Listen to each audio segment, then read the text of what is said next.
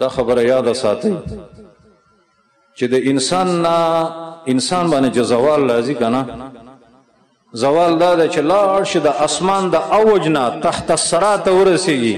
د دې یو سبب دا ده چې الله تعالی په نعمتونه کړي او خدمت خلق کې نه. امام منذری په ترغیب ترهیب کې او صالح الحمید زما دنیا کې ډېر ارمانونه دي. یو ارمان دا ده چې سړی د الله رضا د پر حرمینو د ځای راځي. الله دې زموږ نیتونه سم کړي. نو صالح الحمید دا ما نه پیژاند، خدا ډېر ښه عالم دی، د حرمینو امام د الله د حرمینو حفاظت وکړي.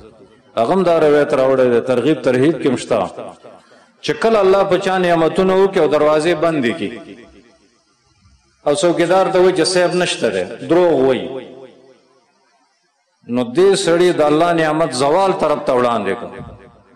که چاله الله عزت ورکړي او داسې محتاج خلک شړي او کنځلې ورته کوي، الله به د عزت زیرو زبر کړي. الله ول شهرت ورکړي، محبوبیت ورکړي، مال او دولت ورکړي او په دې نعمتونو کې رحم نه کوي او د غریبانو برخه پکې نه کوي، بد اخلاقیان کوي، تکبر کوي. ځکه زما ورونو الله دې موږ معاف کړي. داسې خلک شته چې غریب په مخ راشي داسې خپي لکه د په سترګه کې مچ ولګېده او دا پوزه تروه کې بل طرف ته وګوري. او سره د دې نه چې د مسلمان شان دا ده چې بېوسه خلک ویني رحم پې کوي. ستاسو تکلیف دی، تا سره موږ څه منډه وو.